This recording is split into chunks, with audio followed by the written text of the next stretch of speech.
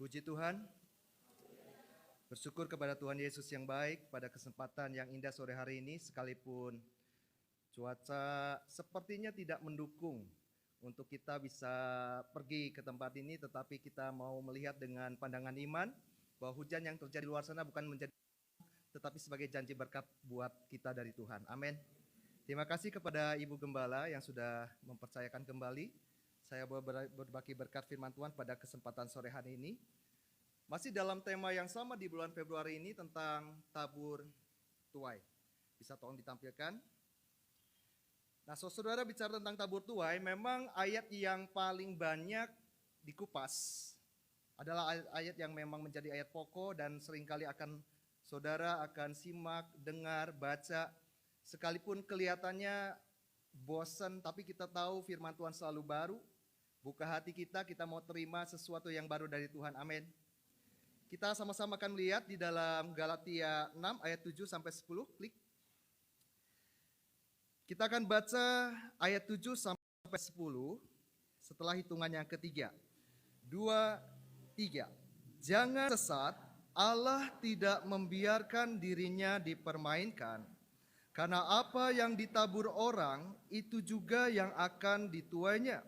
Sebab barang siapa menabur dalam dagingnya, ia akan menuai kebinasaan dari dagingnya. Tetapi barang siapa menabur dalam roh, ia akan menuai hidup.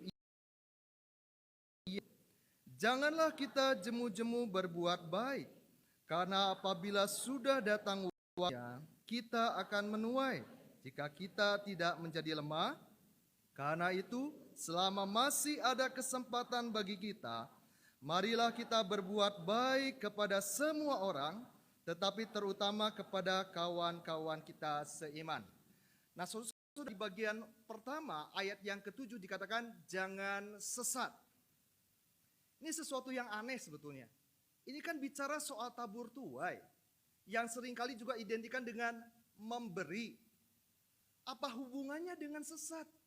Kalau ini berbicara topiknya tentang doktrin, tentang iman, oke lah. Mungkin bisa lebih connect, lebih bisa nyambung. Kita bisa anggap ini, ya memang masuk akal kalau bicara dengan sesat. Tapi ini soal tabur tuai. Apa hubungannya dengan kesesatan? Apa yang harus kita waspadai jangan sampai kita tersesat dalam hal tabur tuai? Pertama kita lihat dulu, kata sesat dalam bahasa aslinya digunakan katanya planao. Artinya, yang pertama, tertipu atau terperdaya. Yang kedua, salah arah atau tujuan, yang digambarkan seperti seseorang yang berbelok atau menyimpang dari tujuan jalan yang benar. Yang ketiga, nah ini salah satu poin yang mungkin akan penting untuk kita pahami terkait dengan tabur tuai. Salah dalam menilai atau memahami sesuatu. Salah dalam menangkap, mengerti, memahami, menilai sesuatu. Gambar yang saya tampilkan itu bukan sembarangan saya munculkan, tapi seperti gambarannya saudara-saudara, kalau kita mau berjalan ke sebuah tujuan yang kita belum pernah tahu sebelumnya, yang belum pernah kita tahu jalannya, kita tentu membutuhkan informasi yang benar. Betul? Kalau kita mendapatkan informasi yang salah, kita bisa tersesat. Tabur tuai memang gambarannya bukan seperti doktrin yang sifatnya fundamental. Maksudnya itu sesuatu yang sifatnya khas dari nilai kekristenan. Kalau tabur tuai itu sesuatu yang umum, banyak disinggung juga dalam khotbah-khotbah sebelumnya. Agama-agama keyakinan lain pun memahami ada konsekuensi dari setiap perbuatan, perkataan yang kita lakukan, yang kita nyatakan. Ini umum. Memang kalau istilah tersesat seringkali digambarkan hanya dalam soal doktrin yang sifatnya fundamental terkait dengan keunikan kekristenan. Misalnya, Yesus disalib sebagai penembus dosa. Kita jangan sampai tertipu kalau ada berita yang bilang bukan Yesus yang disalib. Jangan sampai tertipu kalau kemudian ada yang bilang yang disalibkan bukan Yesus. Itu oke, soal doktrinal yang sifatnya fundamental. Tapi soal tabur tuai ini juga, ini sesuatu yang harus kita pahami dengan benar. Katakan pahami dengan benar. Sebab kalau kita keliru, kita akan salah jalan. Kita akan tersesat. Apa sih yang bisa salah dalam kita memahami tabur tuai? Nah, ini terkait, pertama kita akan lihat dari latar belakangnya dulu, baru kita lihat dalam kehidupan kita saat ini, masa kini. Saya mengajak kita melihat sebentar di dalam kitab Galatia pasal 2 ayat yang ke-16. Galatia pasal 2 ayat yang ke-16. Paling tidak ada dua hal yang saya mau singgung terkait dengan bagian ini. Saya bacakan Galatia 2 ayat yang ke-16. Kamu tahu bahwa tidak seorang pun yang dibenarkan oleh karena melakukan hukum Taurat, tetapi hanya oleh karena iman dalam Kristus Yesus.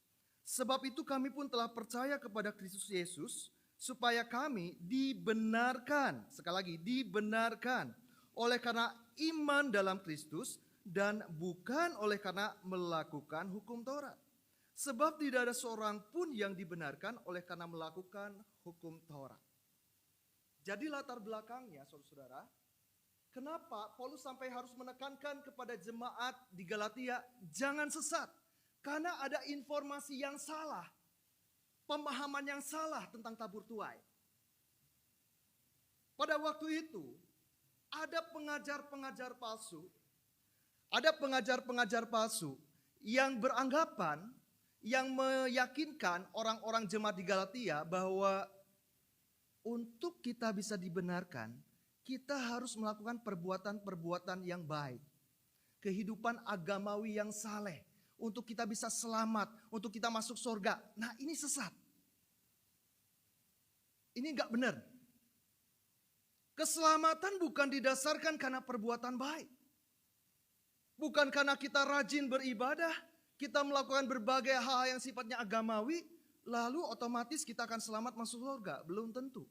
Bahkan Yesus banyak mengecam pada masa kehidupan dan pelayanan di bumi adalah para pemuka-pemuka agama. Yang kelihatan dari luar, yang dinilai oleh umat, pribadi yang begitu saleh, pribadi yang begitu suci, tapi di dalamnya penuh dengan kebusukan dan kemunafikan.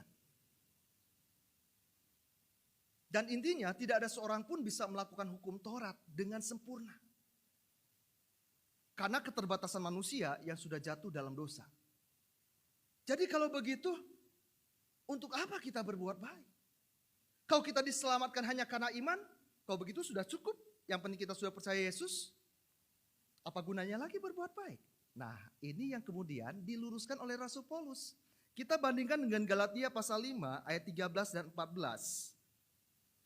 Galatia pasal 5 ayat 13 dan 14, saya bacakan. Saudara-saudara, memang kamu telah dipanggil untuk merdeka. Kita sudah dibebaskan dari dosa, dari perbudakan dosa. Kita sudah menerima jaminan keselamatan di dalam Kristus Yesus lewat iman kita kepadanya. Tetapi janganlah kamu mempergunakan kemerdekaan itu sebagai kesempatan untuk kehidupan dalam dosa. Kalau dalam salinan Inggris juga dalam salinan aslinya, kehidupan dari daging, untuk daging, oleh daging. Melainkan layanilah seorang akan yang lain oleh kasih. Ayat 14 kita baca bersama, 2, 3. Sebab seluruh hukum Taurat tercakup dalam satu firman ini, yaitu kasihilah sesamamu manusia seperti dirimu sendiri. Sekalipun kita tidak diselamatkan, tidak dibenarkan oleh perbuatan baik, oleh apa yang kita tabur, tetapi semata-mata oleh iman, bukan berarti kita hidup seenaknya. Bukan berarti kita hidup hanya untuk diri sendiri. Bukan hidup untuk memuaskan hawa nafsu daging kita. Paulus katakan demikian. Lalu untuk apa sih berbuat baik kalau demikian? Apa gunanya? Kan keselamatan sudah dijamin lewat kita percaya kepada Yesus. Nah, ini akan terkait dengan pembahasan kita berikutnya. Tetapi saya akan mulai, kembali lagi ke tampilan tadi. Saya akan mulai dari soal apa yang salah yang selama ini kita pahami tentang tabur tuai dalam konteks kehidupan kita masa kini. Dalam kehidupan kita sehari-hari. Kita salah mungkin informasi. Kita salah dalam memahami soal tabur tuai. Memang bicara tentang menabur, sering diidentikan dengan memberi, membagi. Nah, yang salah, ada orang yang berkata begini, Saya menabur atau membagi atau memberi nanti kalau saya sudah kaya. Saya membagi kalau nanti saya sudah punya banyak uang. Nanti saya belajar berbagi kepada sesama, kepada orang yang kekurangan kalau saya sudah berhasil dan sukses. Apakah orang yang kaya, berhasil, sukses, penuh dengan harta melimpah, jadi jaminan orang itu akan banyak menabur, rajin berbagi, tekun berbagi? Belum tentu. Hetty Green, saudara-saudara, salah seorang konglomerat yang sangat kaya raya pada zamannya. Bahkan dikatakan dalam salah satu buku, dikatakan dia wanita terkaya di Amerika pada zamannya. The richest woman in America. Dia wanita terkaya di Amerika. Tapi saudara bisa lihat di situ, dia mati dalam kemelaratan. Aneh ini. Apakah dia bangkrut usahanya? Bukan. Apakah kemudian dia terjebak oleh hutang yang begitu banyak, besar, sampai dia jatuh miskin? Bukan. Tapi kok bisa mati dalam kemelaratan? Kisahnya cukup tragis. Sekalipun dia orang yang paling kaya pada waktu itu, tapi mentalnya mental miskin. Kaya dan miskin dalam soal status sosial ataupun status ekonomi itu hal yang berbeda. Bicara tentang mental seseorang itu mental kaya atau miskin itu beda. Maaf bicara. Bersyukur kalau Anda kaya diberkati Tuhan dalam materi, tapi Anda juga punya mental yang kaya. Tapi tidak sedikit dan boleh dibilang cukup banyak orang yang kaya secara materi tapi mentalnya miskin. Dan sebaliknya, orang yang mungkin dalam tanda kutip tidak terlalu kaya, sederhana, tapi mentalnya kaya raya. Dia jangankan untuk orang lain. Hetty Green ini saudara, jangankan berbagi kepada orang yang kekurangan. Untuk dirinya sendiri saja pelit medit. Untuk mengeluarkan uang untuk dirinya saja kayaknya berat banget. Nggak bisa menikmati hidup. Penuh dengan ketakutan kalau uangnya berkurang sedikit saja, bahkan untuk dirinya sendiri, nanti gimana ke depannya? Ini mental miskin. Bahkan dikatakan dalam kisah hidupnya, anaknya saja saudara-saudara, pernah satu kali terluka. Lukanya nggak terlalu serius sebetulnya. Tapi kan zaman dulu, nggak seperti zaman sekarang. Kalau zaman sekarang luka yang tidak terlalu serius, kita punya gampang akses untuk mendapatkan obat antiseptik, betul ya? Betadine, obat merah, apalah. Maaf, tidak ada pesan sponsor. Keceplosan. Apapun bentuknya. Tapi intinya, zaman sekarang gampang. Zaman dulu saudara, nggak gampang. Banyak orang karena luka sepele saja, karena tidak ditangani dengan tepat dan cepat, jadi parah. Termasuk anaknya ini. Sebetulnya waktu itu kalau seandainya cepat dibawa, ditangani, nggak usah keluar uang banyak sebetulnya. Lukanya nggak terlalu parah. Tapi karena tadi pedit melit, dia nggak mau keluarin sedikit pun, bahkan untuk anaknya sendiri. Akhirnya luka anaknya semakin parah, mengalami infeksi yang cukup parah, sampai akhirnya demam tinggi, kejang-kejang, barulah dibawa ke rumah sakit. Pas sudah dibawa ke rumah sakit, dokternya bilang dan marah-marah, kenapa baru dibawa sekarang? Harus diamputasi.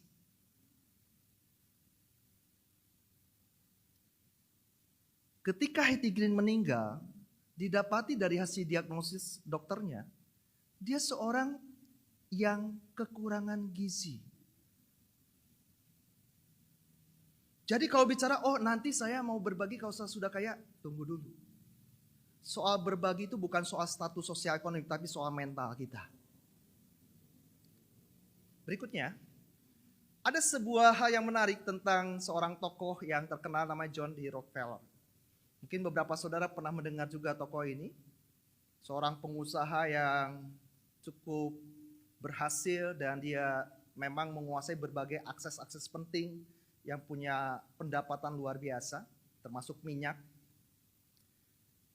Di usia 40 tahunan, dia seorang pribadi yang sangat-sangat kikir. Kaya raya tapi kikir. bengis. Bukan hanya soal materi yang tidak mau peduli kepada orang yang kekurangan, tapi soal hati yang gak peka terhadap orang, perasaan orang. Tidak disukai, tidak disenangi.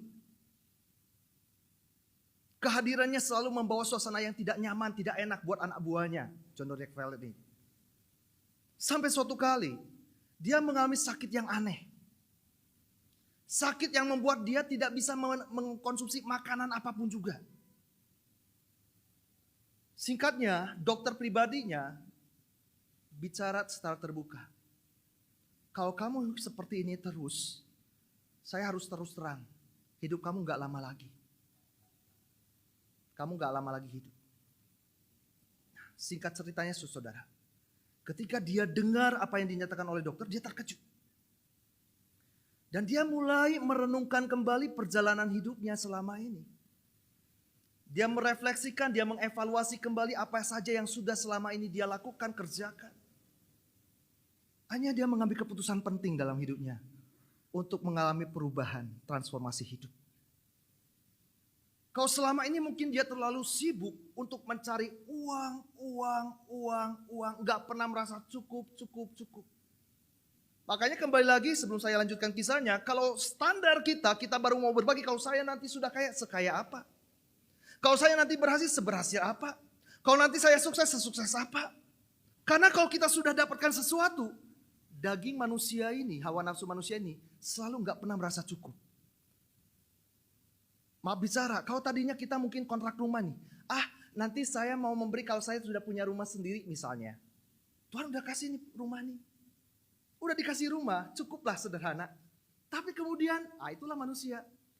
Nantilah saya mau berbagi kalau nanti rumah saya sudah gedong tingkat 2. Sekarang kan tingkat 1 ukuran kecil lagi.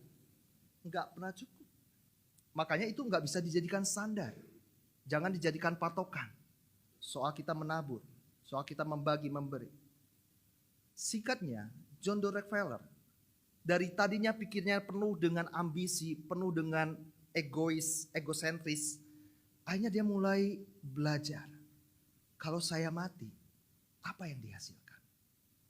Saya nggak akan membawa segala sesuatu yang saya punya. Akhirnya dia belajar saudara, selama dia hidup dia mau untuk berbagi. Dia menyumbang negara-negara miskin. Dia membangun rumah sakit. Dia sponsori pelayanan pekerjaan Injil. Dia bantu panti asuhan dan yayasan-yayasan sosial. Dia bantu kegiatan-kegiatan gereja dengan dananya. Singkat ceritanya dia lakukan itu bukan untuk mengharapkan balasan. Bukan. Tapi dia lakukan itu untuk memberikan sebuah nilai kehidupan yang selama ini dia tidak sadari. Hanya hidup untuk diri sendiri. Yang tadi dia bilang, kalau aku mati ini buat apa? Udahlah, aku kasih. Tapi waktu dia melakukan itu, waktu dia menabur, waktu dia berbagi, apa yang terjadi saudara? Dia melupakan soal sakit. Sampai ternyata tahun demi tahun, terus waktu bergulir, dia tidak lagi merasakan sakit. Dia tidak lagi merasakan alergi. Dia bisa makan dengan nikmat, nyaman. Sampai kemudian dia bisa mencapai usia 90 tahun lebih. Memang dari beberapa fakta secara pengetahuan, ilmu pengetahuan dikatakan berbagi, memberi, menabur itu menyehatkan. Baik menyehatkan secara fisik, juga menyehatkan secara mental kita. Tapi kembali lagi, apakah harus nunggu kaya dulu? Saya akan ajak kita baca di sini. Amsal 28 ayat yang ke-27. Kita baca bersama ayat ini. 2, 3. Siapa memberi kepada orang miskin tak akan berkurangan. Tetapi orang yang menutup matanya akan sangat miskin. Bukan yang pura-pura miskin memang ya. Yang miskin yang betul-betul kekurangan. Dan kalau kita memberi, berbagi, menabur kepada orang-orang demikian, kita tidak akan kekurangan.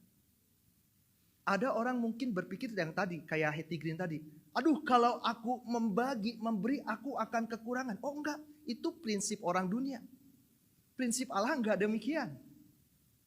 Siapa banyak memberi dia akan beri. Siapa menabur banyak, dia akan menuai banyak. Itu prinsip Allah. Justru sebaliknya, kalau kita tidak mau berbagi, kita akan mengalami yang disebut mental miskin tadi. Kita akan miskin. Tetapi orang yang menutup matanya akan sangat dikutuki. Berikutnya kita lihat juga di dalam Amsal 19 ayat 17. Kita baca bersama. 2, 3. Siapa menaruh belas kasihan kepada orang yang lemah, memiutangi Tuhan yang akan membalas perbuatannya itu. Kita lakukan bukan kepada Tuhan secara langsung. Tapi ketika kita lakukan itu kepada sesama kita, kepada saudara kita yang kekurangan, yang memang membutuhkan, itu sama seperti kita sedang melakukannya kepada Tuhan. Dan dikatakan, dia sama seperti memiutangi Tuhan. Saudara jangan takut, Tuhan gak kayak manusia. Kalau manusia punya utang, ya, dikejar-kejar, dicari-cari, karena gak bayar-bayar utang. Kalau Tuhan, dia gak mau berhutang sama kita. Yang akan membalas perbuatannya itu. Ada satu tontonan, saya lupa di mana ya. Waktu itu pas saya sempat lihat-lihat berita, ada satu berita unik sih. Jadi ceritanya ada seorang yang nagih hutang sama sesamanya lah gitu ya, sama tetangganya. Tetapi tetangganya ini marah-marah loh. Yang mestinya marah siapa gitu ya. Manusia begitu. Tetapi sekali lagi, kalau Tuhan, dia nggak pernah mau berhutang. Berikutnya lagi kita lihat. Amsal 11 ayat 24 sampai 25. Ada yang menyebar harta tetapi bertambah kaya. Ada yang menghemat secara luar biasa namun selalu berkekurangan. Kita baca kalimat berikutnya bersama. 2, 3. Siapa banyak memberi berkat diberi kelimpahan. Siapa memberi minum ia sendiri akan diberi minum. Jadi dalam hal ini saudara lihat dari kata siapa banyak memberi berkat kemudian dilanjutkan siapa memberi minum. Ini saya sampai pada poin berikutnya tentang banyak orang salah dalam memahami tabur tuai. Pertama tadi soal nunggu dulu kalau saya kaya, nunggu saya berhasil, nunggu saya sukses. Itu udah salah, itu udah tersesat itu. Yang berikutnya, saya kalau menabur saya nunggu nanti saya bisa ngasih banyak. Enggak, bukan soal banyak. Dan juga bukan cuma sekedar soal materi. Sesuatu yang kecil, sesuatu yang sepele, Tuhan perhitungkan. Kita lihat, ada banyak kisah di dalam Alkitab, bagaimana ketika Yesus memberi makan 5.000 orang dengan mujizat 5 roti dan 2 ikan. Peristiwa yang besar tidak selalu berasal dari hal-hal yang besar. Terkadang itu bisa terjadi dari sebuah pemberian yang kelihatan kecil. Saya kalau mau ngasih gak enak. Emang saya punyanya segini sih, tapi kalau kasih kayaknya gimana gitu. Gak usah kecil hati. Kalau itu memang kemampuan saudara, gak usah kecil hati. Nantilah kalau saya udah punyanya besar, enggak, bukan begitu. Prinsip Alkitab, hukum tabur tuai enggak begitu. Yesus hanya bermodalkan sesuatu yang kecil. Apalah artinya 5 roti 2 ikan dibandingkan 5.000 orang itu baru laki-laki saja. Belum perempuan dan anak-anak, mungkin buat siswa 1 orang aja gak cukup 5 roti dan 2 ikan. Kebetulan gak ada siswa, tapi nanti nonton juga sih streaming di yayasan. Gak cukup 1 orang saja. Ini 5.000 orang baru laki-laki. Tapi sekali lagi, inilah yang harus kita pahami dengan benar. Ketika kita misalnya nih secara ukuran materi, kita bicara ukuran materi. Tuhan, aku belum bisa kasih banyak Tuhan. Aku cuma bisa mampuin sedikit. Enggak usah kecil hati, kita berdoa. Tuhan, aku serahkan, memang ini kemampuanku, tetapi sesuatu yang kecil ini bisa menjadi besar, dampak besar di tangan Tuhan. Kita lihat juga Nabi Elia dan janda Sarfat. Apa yang dimiliki oleh janda Sarfat? Sedikit tepung dan sedikit minyak. Enggak ada artinya. Tetapi ketika dia memberikan dengan tulus, ketika dia memberikan mengutamakan Tuhan untuk pekerjaan Tuhan bagi Nabi Elia waktu itu. Sesuai dengan petunjuk Tuhan. maka itu menjadi sesuatu yang besar. Bukan hanya Nabi Elia terpelihara, tapi janda Sarfat dan anaknya juga terpelihara selama musim kekeringan itu. Itu kan kisah di Alkitab. Itu kan kisah yang kelihatannya terlalu gimana gitu. Mungkinkah terjadi sekarang ini? Saudara lihat di sini ada sebuah gambar foto Cornwall Temple University and Samaritan Hospital. Itu di dalamnya juga ada sebuah gereja yang cukup terkenal. Gereja Baptist Temple. Kalau Anda lihat dengan keadaan bangunan gedung yang seperti ini, kira-kira perlu dana berapa banyak? Perlu uang berapa banyak? Perlu donatur berapa banyak? Bagi Anda kontraktor, Anda yang mengerti tentang bangunan, tentu akan geleng-geleng kepala. Waduh, ini enggak cukup uang sedikit ini. Mungkin uang banyak pun enggak cukup, uang yang harus sangat banyak. Betul, memang pada akhirnya ini memerlukan uang yang banyak, tapi dimulai dari apa? Dimulai dari apa dan dimulai dari siapa? Dimulai dari seorang anak kecil. Dan pemberiannya yang mungkin tidak terlalu berarti. Hanya uang 57 sen. Kalau tadi ada Hattie Green, ini Hattie May, itu beda orang ya saudara. Namanya mirip tapi beda orang dan beda karakter. Adalah kisah tentang Dr. Conway, ini kisah nyata. Anda bisa cross check, ini kisah yang betul-betul terjadi. Dr. Conway ada seorang gembala sidang di sebuah gereja yang namanya Baptist Temple di Philadelphia, Amerika Serikat. Waktu itu gerejanya masih kecil, masih sangat kecil. Hattie May ya, yang gambar perempuan memang nggak ada fotonya. Kenapa nggak ada fotonya? Maaf bicara, dia bukan anak yang kaya. Dia anak-anak yang sangat sederhana kalau saya mau bilang ya. Hidupnya sangat sederhana. Nah singkatnya, ketika kebaktian sekolah minggu. Nah ini penting juga untuk guru-guru sekolah minggu boleh memperhatikan dengan lebih seksama. Ketika kebaktian sekolah minggu. Memang waktu itu anak-anak begitu banyak antusias mengikuti ibadah. Adalah Hattie May yang tadinya belum pernah ikut sekolah minggu di situ, tertarik. Memang rumahnya tidak terlalu jauh dari gereja. Dia perhatikan ada begitu banyak sekali anak-anak yang suka datang ke sana. Dan pulang penuh dengan wajah yang gembira, sukacita. Dia penasaran, dia ingin ikut juga ke situ. Tapi waktu dia datang ke situ, saudara-saudara, selain memang karena penuh sesak, oleh guru sekolah minggunya karena lihat ini pakaiannya pakaian yang maaf kotor bau, diusir. Aduh, nggak ada tempat lagi buat kamu, nggak ada tempat lagi buat kamu. Bersyukur waktu itu gembalanya Dr. Conwell melihat kejadian itu, dia marahi, dia tegur guru sekolah minggunya. Dan dia ajak Hattie May mencari ruang yang kosong dan bisa dia mengikuti ibadah. Saat pertama kali dia mengikuti ibadah, pertama dia mendapatkan satu jamahan kasih, penerimaan, sambutan yang begitu ramah dari Dr. Conwell gembalanya. Itu sangat berkesan buat hati dia. Bahkan saat ikut ibadah sekolah minggu, dia begitu diberkati mengalami perjumpaan dengan Tuhan secara rohani. Singkat ceritanya, Hattie May meninggal dunia di usia yang masih sangat kecil. Karena kondisi sakit dan seterusnya. Tapi selalu ada maksud Tuhan di balik segala sesuatu, maksud yang indah.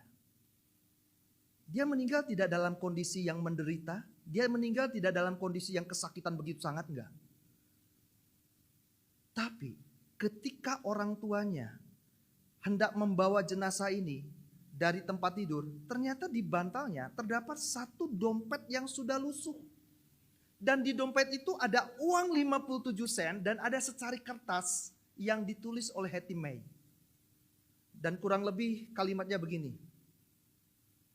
Aku begitu terkesan, aku begitu senang mengikuti ibadah sekolah minggu di gereja itu. Aku senang bisa bertemu dengan Dr. Conwell lah gitu ya, gembala itu. Tapi aku juga ingin supaya lebih banyak anak-anak lain bisa ikut ibadah di sana dan mengalami kesenangan seperti yang aku rasakan. Karena itu aku sisihkan uang sekian lama, 57 sen, kiranya bisa membantu pembangunan gedung gereja di situ supaya lebih luas. Bisa menampung lebih banyak anak-anak. Ketika orang tuanya menyampaikan surat ini, dan oleh pihak majelis gereja kemudian dibacakan juga oleh Dr. Conwell saat acara pemakaman. Terdengarlah oleh beberapa orang dan juga media, tersebarlah informasi itu saudara, dan siapa yang duga? Akhirnya banyak orang yang tergerak dan muncullah ini dia. Dari modal awal 57 sen. Karena itu sekali lagi, memang di dalam Tuhan, dalam kekristenan bukan soal semua orang akan jadi kaya raya, itu pengajaran salah sesat. Bukan soal kaya raya dalam soal status sosial ekonomi, tapi punya mental yang kaya. Dengan cara seperti apa? Jangan berkecil hati ketika kita menabur sesuai dengan kemampuanmu, tapi ucapkan syukur dan percaya Tuhan bisa ubah itu menjadi sesuatu yang besar. Akhirnya cerita ini pasti saudara-saudara sudah kenal baik lah ya. Tadi bicara tentang siapa memberi minum dan seterusnya. Nah, adalah namanya, ini dokter juga namanya Howard Kelly. Ini kisah terkenal juga, sangat terkenal. Satu kali saudara, ada seorang anak kecil, anak yang kehidupan ekonominya biasa-biasa saja, bahkan boleh dikatakan agak kekurangan. Dia setiap hari berdagang asongan, dan satu waktu dia begitu rasa lapar, begitu sangat lapar. Dia ingin memberanikan diri mengetuk satu pintu rumah dan mau tujuannya minta makan.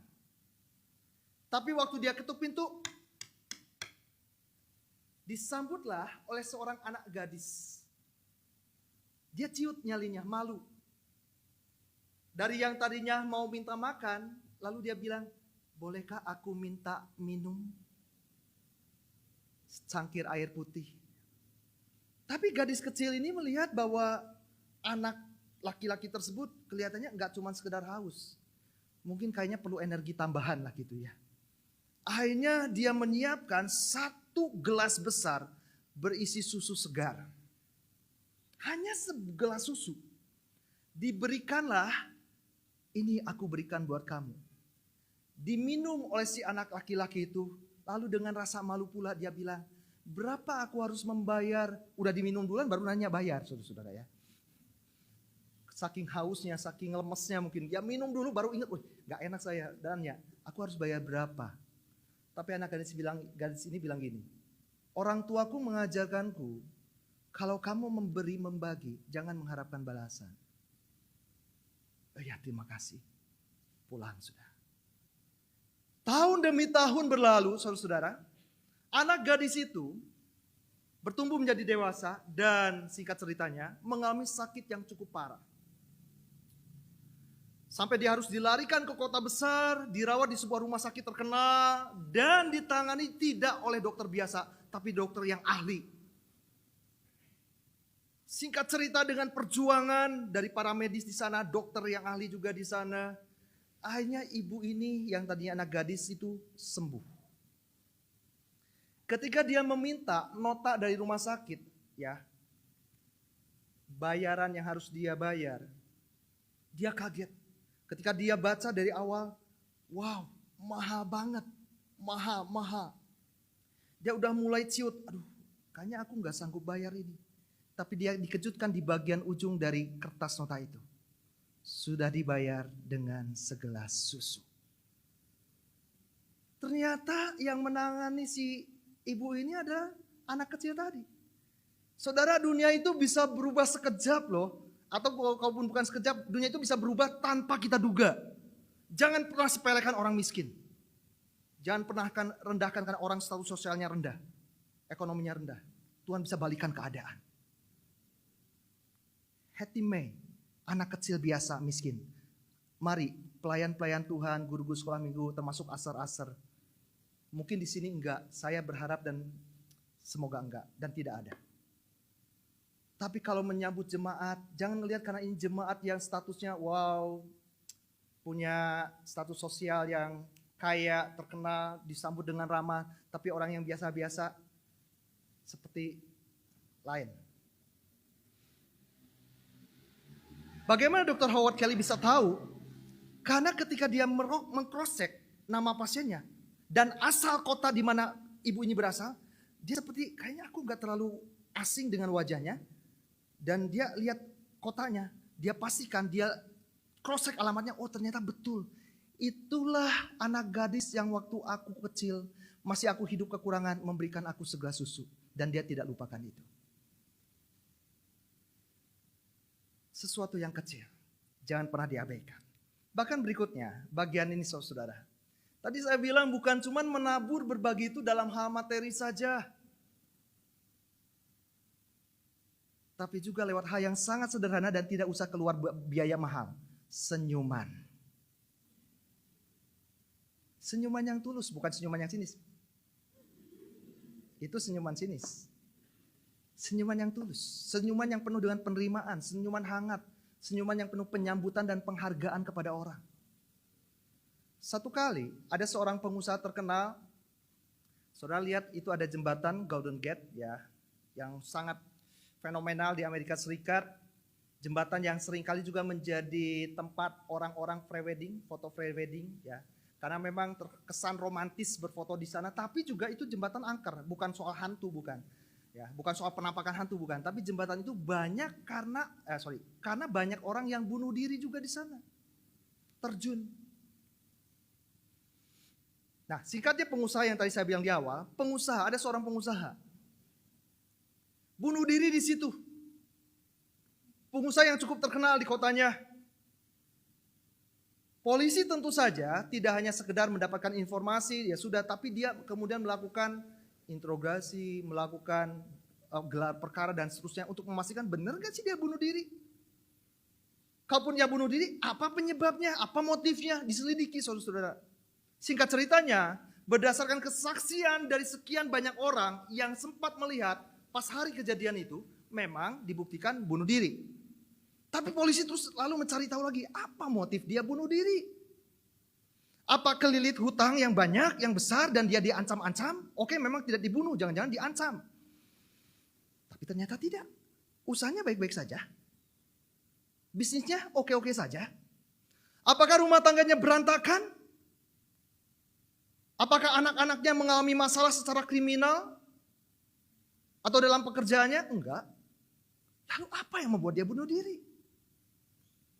Akhirnya polisi mendapati di kamar pribadi si pengusaha itu ada sebuah kertas dan ada tulisan yang diyakini betul itu tulisan dibuat dari tulisan tangannya, dilihat memang itu tulisan si pengusaha tersebut, dibuat sesaat menjelang dia berjalan menuju ke jembatan ini untuk bunuh diri. Apa yang dia tulis?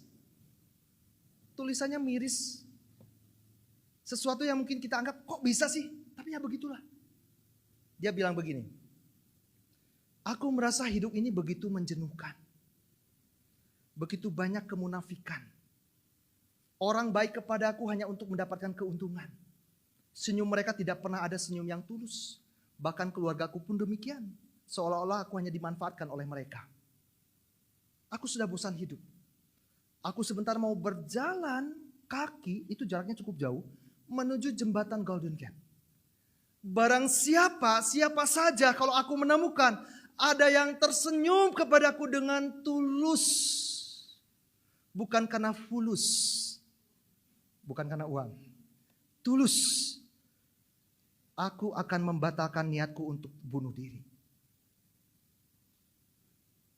Tanpa kita sadari saudara-saudara, kebutuhan manusia enggak cuma soal materi. Kebutuhan manusia pengakuan dari orang. Tapi penerimaan kasih sayang yang tulus. Coba berikan senyum kiri kanan dengan tulus. Jangan lupa berikan senyum kepada anggota keluargamu dimanapun dengan tulus. Bukan karena kita berprasangka buruk dengan yang dia mau bunuh diri, bukan gitu ya. Tapi sebagai bentuk kita menabur, kita berbagi, memberi dari hal yang sangat sederhana.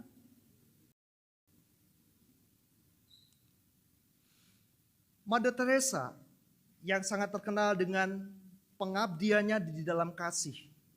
Dia bilang begini, bukan soal berapa banyak yang kita beri, tetapi seberapa besar kasih di dalam pemberian kita. Mungkin kita memberinya sedikit,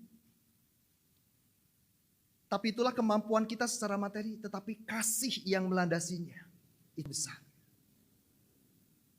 Mungkin kita belum bisa memberikan sekian banyak saudara seiman kita jemaat di tempat ini, segala sesuatu yang mereka mungkin perlukan, butuhkan, tetapi minimal berikan senyum yang didasari oleh kasih kita kepada mereka.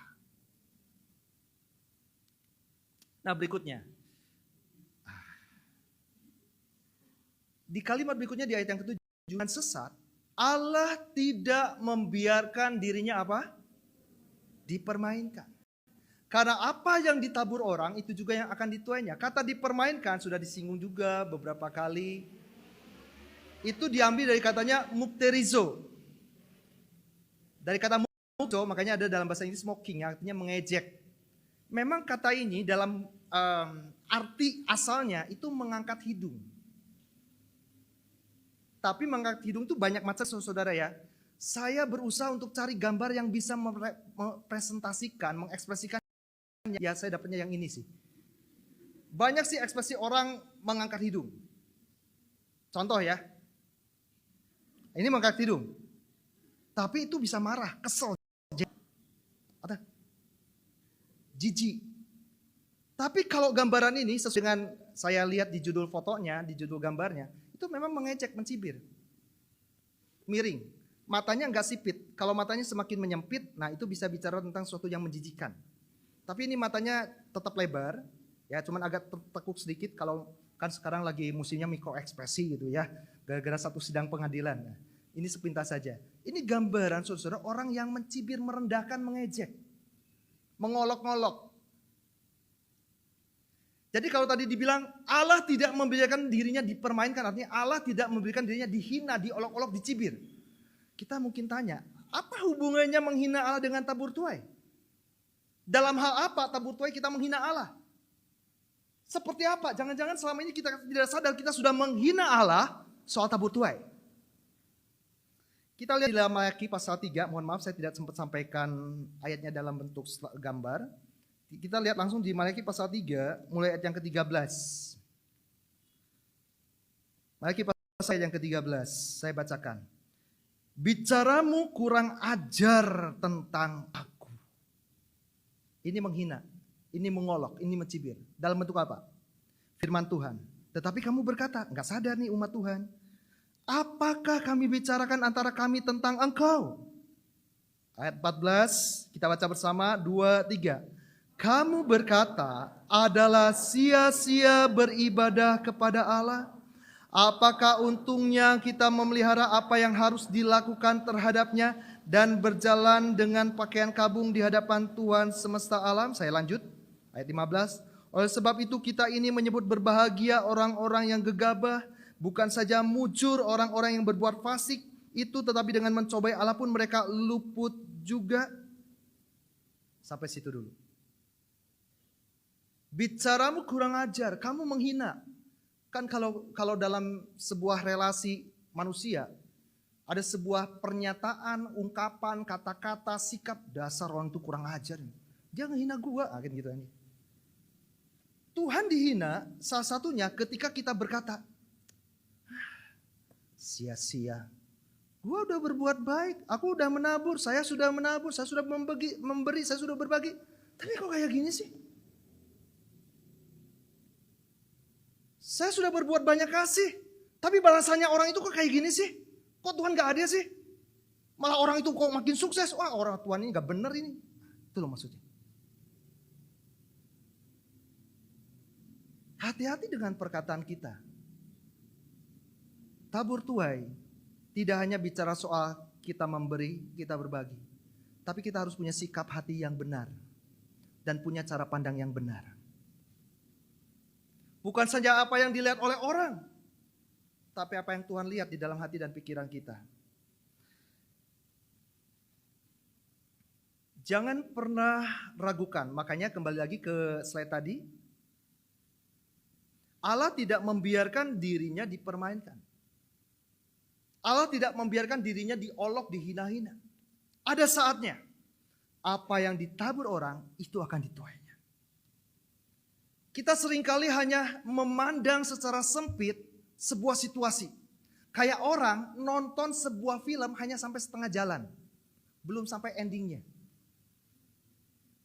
Kayak orang baca novel, belum sampai selesai, baru baca sampai pertengahan halaman isi buku, kita langsung udah ngasih penilaian.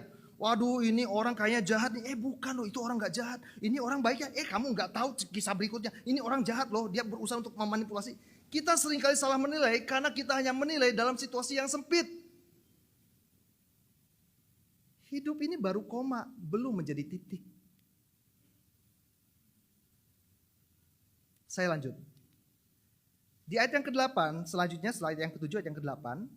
Sebab barang siapa menabur dalam dagingnya, ia akan menuai kebinasaan dari dagingnya. Tetapi barang siapa menabur dalam roh, ia akan menuai hidup yang kekal dari roh itu. Sekarang bicara tentang menabur. Saudara, ternyata bukan soal menabur dan tidak menabur saja. Tapi ada yang menabur di dalam daging, ada yang menabur di dalam roh. Jadi masalahnya bukan hanya soal kita berfokus kepada kita harus menabur, tapi pastikan apakah kita menabur di dalam roh.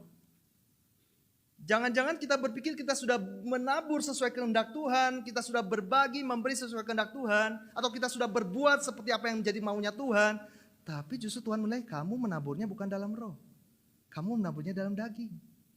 Oh iya, menabur dalam daging itu kan maksudnya berbuat dosa, berbuat zina, melakukan hal-hal yang hawa nafsu. Oke, itu menabur dalam daging, tapi bukan cuma itu saja. Ada sesuatu yang kita pandang mungkin baik, ada sesuatu yang kita nilai baik, tapi di pandangan Tuhan itu tidak benar. Seperti apa? Sebelumnya, tentu saja Galatia 6 yang kita baca tidak bisa lepas kaitannya dengan Galatia pasal yang ke-5. Apalagi Galatia 6 itu kalau sudah baca dari sejak awal, pasal 6 ayat 1 dan seterusnya, itu menjadi sebuah kesimpulan dan kalimat-kalimat kunci sebagai penutup dari suratan Paulus kepada jemaat Galatia. Dan itu tidak dibangun sendiri, itu terbangun dari perikop dan pasal-pasal sebelumnya. Jadi ketika berbicara menabur di dalam daging, menabur di dalam roh, tentu ada kaitannya dengan perbuatan daging dan buah roh. Bicara tentang buah roh, terlalu banyak kalau saya harus singgung satu persatu. Tetapi kaitannya dengan menabur dalam roh, saudara. Coba kita lihat. Di dalam Galatia 5 ayat 22-23, di situ kita lihat memang dalam bahasa Inggrisnya ya. Tapi salah satunya ada joy. Apa itu joy? Sukacita. Salah satu prinsip, apakah kita menabur di dalam roh atau dalam daging? Apakah kita menaburnya dengan sukacita atau tidak? Makanya dibilang di dalam 2 Korintus 9 ayat 6-7, camkanlah ini. Orang yang menabur sedikit akan menuai sedikit juga. Dan orang yang menabur banyak akan menuai banyak juga. Kalimat berikutnya, hendaklah masing-masing memberikan menurut kerelaan hatinya. Ini bicara tentang kemurahan, salah satu buah roh juga. Jangan dengan sedih hati atau karena paksaan, sebab Allah mengasihi orang yang memberi dengan sukacita. Jadi menabur di dalam roh, pastikan ketika kita melakukannya, berbuat itu, terpaksa atau rela, ngedumel atau sukacita. Kalau kita dasari perbuatan kita menabur, berbagi, memberi dengan terpaksa, dengan gerutuan, omelan, ngasih sih ngasih, tapi di belakang sewot sana sewot sini. Yang terjadi apa? Kembali ke sini, kebinasaan. Nah, kebinasaan ini harus dipahami dengan baik. Diambil dari katanya Torah. Memang kata ini banyak dipakai menggambarkan tentang kehidupan di dalam neraka, siksaan neraka. Tapi enggak cuma itu saja. Kata Torah juga gambaran tentang kondisi yang rusak. Makanya tadi pagi Tante Herlin menyampaikan sebuah firman Tuhan tentang tema tabur tuai ini juga. Kalau kita menaburnya salah, kita akan merusak komunitas, kita merusak juga orang-orang sekitar kita selain merusak diri sendiri. Makanya kenapa? Dikatakanlah kita akan mengumpulkan dana untuk sebuah kegiatan gereja, katakanlah begitu ya. Coba kalau semua orang memberi, nggak usah ketawar hati saya bilang. Mampunya berapa dengan sukacita, dengan iman. Sesuai dengan kerelaan hati. Nggak usah cerita sana, cerita sini. Nggak usah ngedumel sana, ngedumel sini. Nggak usah banding-bandingin sama yang lain. Yang lain ngasihnya gede ya, saya juga mau nggak mau kalah. Itu bukan dalam roh, itu dalam daging. Karena selanjutnya saya membandingkan dengan ini. Nah, saudara-saudara. Matius 6 ayat 3, kita baca bersama, 2, 3. Tetapi jika engkau memberi sedekah, jangan diketahui tangan kirimu apa yang diperbuat dengan tangan kanan. Salah satu perbuatan daging, seringkali orang lebih banyak terfokus perbuatan daging itu dosa-dosa yang mencolok. Dosa-dosa yang memang orang dunia pun akan bilang, wah ini bejat ini orang, mungkin gitulah. Tapi di hadapan Tuhan, mementingkan diri sendiri itu juga warna nilainya sama. Kata mementingkan diri sendiri digunakan katanya dalam perbuatan daging di Galatia 5 itu eriteia, yang artinya motif kepentingan pribadi. Memberi bukan untuk tujuan kebaikan orang atau untuk pekerjaan Tuhan, tapi ada dasar, ada yang ingin dia dapatkan. Ada kepentingan yang dia ingin capai. Apakah penghargaan dari orang? Pujian, pengakuan dari orang? Maaf, itu menabur dalam daging. Itu bukan menabur dalam roh. Sia-sia. Persaingan mencari popularitas yang tadi saya bilang, aduh si A gede nih, saya juga pengen gak mau kalah. Popularitas. Itu menabur dalam daging. Atau mencari kedudukan juga sama. Egosentris, me. It's all about me. Semuanya pokoknya tentang saya, harus untuk saya. Egois. Sepertinya berbuat untuk orang, tapi sebenarnya dia sedang mengharapkan sesuatu untuk dirinya sendiri. Itu daging. Jadi artinya saudara, kalau begitu kita menabur ini untuk apa? Kita berbuat baik ini untuk apa? Pertama, berbuat baik itu bukan untuk kita selamat atau dibenarkan dan masuk surga. Tapi berbuat baik dan benar sebagai tanda syukur kita karena kita sudah diselamatkan. Sebagai bentuk kesaksian kita yang sudah diselamatkan supaya orang juga boleh mengalami, menikmati kasih Tuhan yang sudah kita terima kepada orang lain. Itulah tujuan kita menabur, berbagi. Kalau toh pada akhirnya ada bonus, Tuhan memberikan upah bukan menjadi tujuan kita. Tujuan kita untuk mengucapkan syukur, Tuhan terima kasih, aku berbuat baik bukan karena aku mau benar, aku dibenarkan karena Engkau. Tapi aku berbuat baik karena aku ingin berterima kasih sebagai rasa syukurku. Kita nggak bisa membalas apa yang Tuhan sudah perbuat kepada kita. Tapi banyak kali kita lupa, ada satu cara yang bisa kita buat. Berbagi. Itu bentuk tanda terima kasih kita kepada Tuhan. Memuji Tuhan, oke, bagus, harus, itu bentuk ibadah. Tapi ibadah bukan cuma soal kegiatan di gereja, tapi kegiatan sehari-hari. Dan pada akhirnya di ayat 9 dan 10 saya akan tutup dengan sedikit penjelasan di sini. Janganlah kita jemu-jemu berbuat baik, karena apabila sudah datang waktunya kita akan menuai jika kita tidak menjadi lemah. Janganlah kita jemu-jemu. Kata jemu-jemu itu dibicarakan dalam bahasa Asia menjadi lemah atau tawar hati atau kehilangan hati. Ini bentuknya seperti apa? Sama seperti orang ketika dia berbuat baik. Dia bisa menjadi lemah ketika melihat, aku udah berbuat baik kepada orang ini dianya boro-boro. Saya enggak butuh dia balas, terima kasih aja enggak misalnya gitu. Itu masih butuh penghargaan. Karena tadi sudah tersesat, sudah salah.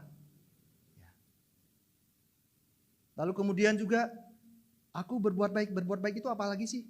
Enggak cuma soal membagikan materi, bukan cuma soal tersenyum, berbuat baik, menabur juga, memberi pengampunan.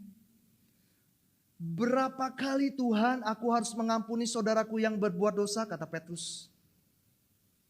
Berapa kali? Petrus enggak tanya sama Tuhan, Tuhan apakah aku harus mengampuni orang ini padahal dia sudah berbuat dosa begini? Enggak. Berapa kali? Dan Tuhan bicarakan, soal 70 kali 7 kali tak terbatas, tak terhitung, tak terhingga. Jangan jemu. Sebab ada waktunya. Dan selama ada waktu, ada kesempatan, kita harus terus berbuat baik. Supaya pada waktunya kita menuai. Nah, saya akan tutup dengan begini. Memang tabur tuai identik dengan situasi pertanian, perkebunan. Katakanlah ada satu lahan, waktu kita menabur benih, apa yang harus kita lakukan berikutnya? Dipelihara dong ya. Dipupuk, disiram, dijaga, dirawat. kita akan mendapatkan hasil yang baik. Itu maksudnya. Tetapi sisi yang lain, mungkin saudara kalau yang tahu dalam, maaf ini sekali lagi tidak ada pesan sponsor, nggak ada unsur apapun ya. Kalau Anda yang punya asuransi, polis asuransi, kan kadang-kadang ada sebuah perjanjian kan, lakukan pembayaran premi selama 10 kali. Anda sudah lakukan 9 kali, yang ke-10-nya enggak. Anda bisa klaim? Hangus. Sia-sia. Begitu pula menabur. Artinya apa? Menabur itu bukan cuma sekali, sudah aku tunggu ya hasilnya ya. Oh, aku nanti dapat hasil apa ya? Aduh, udah nunggu-nunggu gitu. Enggak begitu. Kita harus jaga hati kita, jaga cara pandang kita, jangan salah paham, jangan tersesat, jangan ragukan Tuhan. Terus menabur, terus menabur, terus menabur, terus menabur, terus memberi, terus memberi, terus berbagi, terus berbagi. Termasuk berbagi senyuman sama orang yang menyebalkan. Itu paling susah kan? Tapi teruslah bagikan itu. Karena ada waktunya kita akan menuai. Puji Tuhan, saya tidak perpanjangkan firman Tuhan.